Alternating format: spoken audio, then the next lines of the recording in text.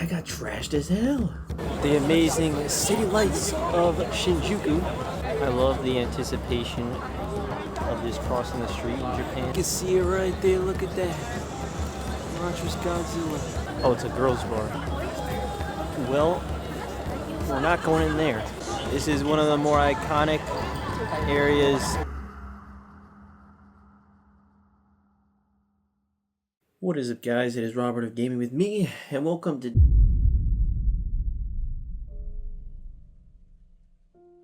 I was supposed to go to Hiroshima today, but if you saw the last video, I got trashed as hell. Jeez. I mean, look, I would not take it back because it was quite the experience. I ain't gonna lie, you know. I mean, talk about, you know, I mean, it was quite the adventure where I mean, I don't even know what really happened for some of it. At one point, I think I went to a karaoke bar, or I was doing karaoke a lot. Dude, I don't know. Look, a lot happened. It is right now. It's 5 o'clock. I've been laying in bed like this whole time, but I'm not gonna let this day be gone without doing something. So I'm pretty good now. I'm gonna go get some ramen. So make sure you get more of the salt. A lot of salt gets in you. I've been drinking this thing called Pocori Sweat, I think, and it's like a equivalent to Gatorade in the U.S. And now I was thinking it's kind of a little blessing in disguise, because I could be in Tokyo for another day, you know. So it is what it is. It's fine. It's okay, you know. One of the things that I wanted to do is Fuji-Q Highland. I was gonna be a theme park I was gonna go to a couple days from now, but admittedly I kind of gotta pick Hiroshima or that, and so I'm gonna pick Hiroshima. Just for the simple fact they got a mother pop-up shop. That's what we were gonna do, like an Earthbound pop-up shop, and I want to go there and get something, even if it's just a shirt from there. Yesterday at Akihabara, I got this, which is Cubivore for the GameCube, which is a super expensive game over in the US. It's like, I think $700 minimum, some crazy like that. I wanted to get at least one GameCube game because it looks so cool, the design of those small boxes. And I thought we'll get one game that not gonna get from the US, and I thought Cubivore would be a cool one. Then I also got this, which is the soundtrack to Earthbound, one of the greatest soundtracks in history, to be honest with you. I love this album, this soundtrack. It was funny because I think this is like 2,900 yen, so it's, for us in the States, that's 20 bucks. 20 bucks for this, so that's fine. I'm like, that's perfectly fine. But it's funny because when I showed the one girl at the Muscle Girls, she was like, 2,900 for music? And I'm like, I mean, yeah, I don't understand. What do you mean? Like, what do you want it to cost? Let's not waste too much time. Let's head over to Shinjuku because I think it'd be cool. Let's go watch Godzilla in the big Godzilla theater. So I will go see a new Godzilla movie. It's only in Japan right now, in a theater, in an IMAX theater. I'll go to IMAX that has Godzilla outside the actual theater. I was gonna go to one of those themed cafes, but like I just want to get ramen, to be honest with you. All right, let's go. The amazing city lights of Shinjuku, and as you can see, we got the TOHO Cinemas. We should be seeing some Godzilla. I see him right there. God damn. Look at this, man. Absolutely amazing. I love the anticipation of this crossing the street in Japan. Like, each area gets so crowded, but it's just so funny to see it. And then you just got this massive walk. Like, god damn. Very funny. Here we are, TOHO Cinemas, Shinjuku. We got the big ass Godzilla. Of course, they're advertising Godzilla here. I mean, it makes the most sense. But you can see it right there. Look at that. Monstrous Godzilla. I got my ticket, and we're here at TOHO Cinemas. But obviously I can't record much other than this, so let's go get some ramen. So I just went to Kamakura, I believe is what it's called. I admittedly messed up the order, man. I got like this vegetable ramen thing, and it was like almost all vegetables and like no noodle. The ratio is very bad, but it is what it is. It's probably my least favorite ramen I had here. But it just, oh my god, look, every single corner you turn, look at this. I have no clue what this is, but, oh, it's a girls' bar. Well, we're not going in there. This area is literally filled with just like, you know, cafes, main cafes, and girl bars and stuff, so I'll probably try to go somewhere else for the next hour. Because that's all there is around here. It's the movie theater with restaurants and then women. This is one of the more iconic areas in Tokyo. I forgot the name of it. I know it's in shit. I don't know, but I do know it's also in Yakuza. So that's pretty cool. All the lights and stuff. I think I'm gonna go maybe to like an arcade nearby. They got the Taito game station. It was funny because I needed some money to print out so I could actually get some coins and stuff. And I'm like, I mean, there's gotta be a 7-Eleven right around here. Like, you just figure. So you just literally walk up one block, turn to your right, oh, 7-Eleven. And we're back at the hotel.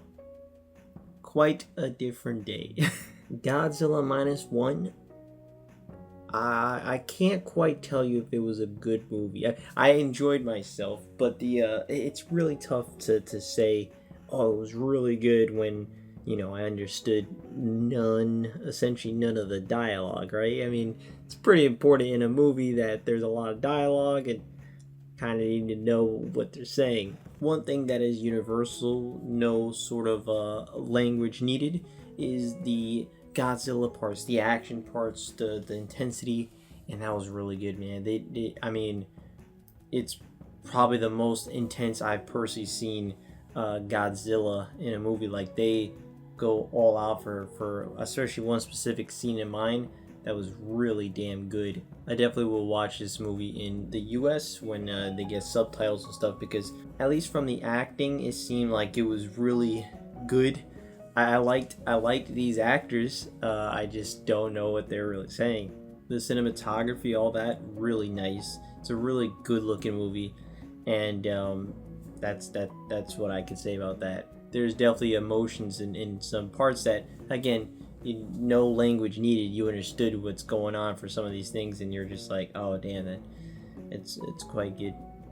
It definitely seems like these human characters are way better than previous human characters, at least from the US side of Godzilla stuff, because that's always the down parts. Like Godzilla vs. Kong is all the human parts, but for Godzilla Minus One, I'm actually very interested to see this story with these characters, because they're, at least without even understanding what they're saying, I really enjoyed their presence on the screen. They had a lot of really good emotion and a lot of really just interesting scenes. So yeah, I enjoy the movie, but I can't sit here and say, oh, it was great, oh, it was really good. Like, the dialogue might be ridiculously bad, and they just acted it well, you know what I'm saying? So I don't actually really know. But as I'm back at the hotel, of course I got something else. I got a Pepsi refresher shot. Now, I may not be able to drink all this because I think this might be a energy drink. I don't know. I saw Pepsi, I'm like, this is like a unique Pepsi thing. But then it comes in this can, it's called a refresh shot. Smells like Pepsi. Alright, let's see, let's try it out.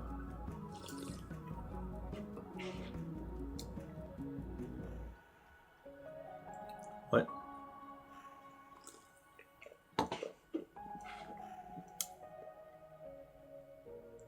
Tastes like Pepsi. I don't know. To be honest, I mean, it's good. It's actually, it's really good because it's Pepsi. I prefer Pepsi over Coke and stuff, to be honest with you, but I don't know what's the difference, to be honest with you. Let me just see if there's like, I'm gonna translate this, because if it says energy shot, I'm gonna stop drinking it right here. Energy cola drink. Yeah, I mean, I would assume that means it's an energy drink. It says open can. Please drink immediately.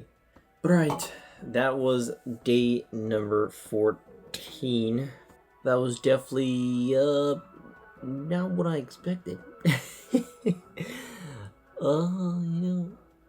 I guess now that was I got trashed in Japan. That was interesting.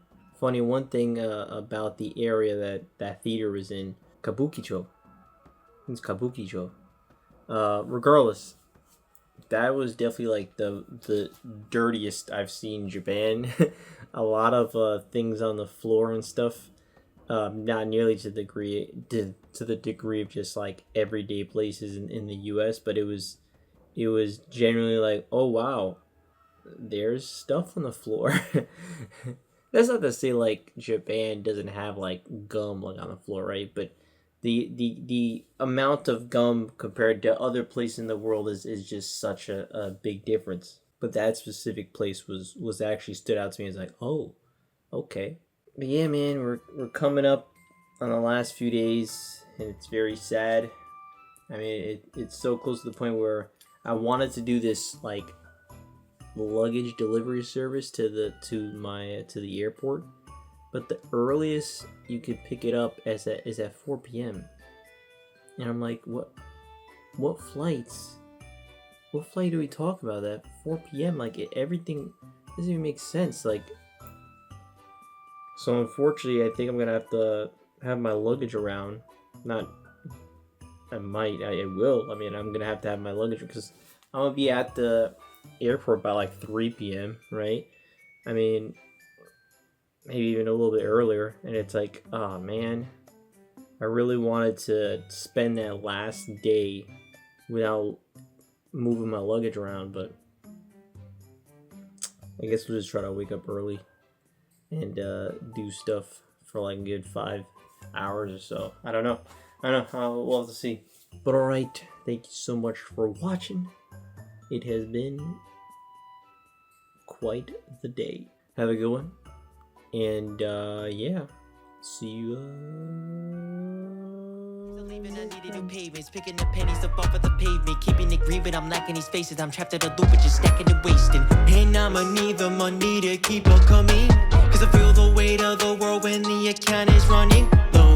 And I'ma need the money to keep on coming, cause we both know there's just no telling how fast a dollar goes. Being broke's a disaster.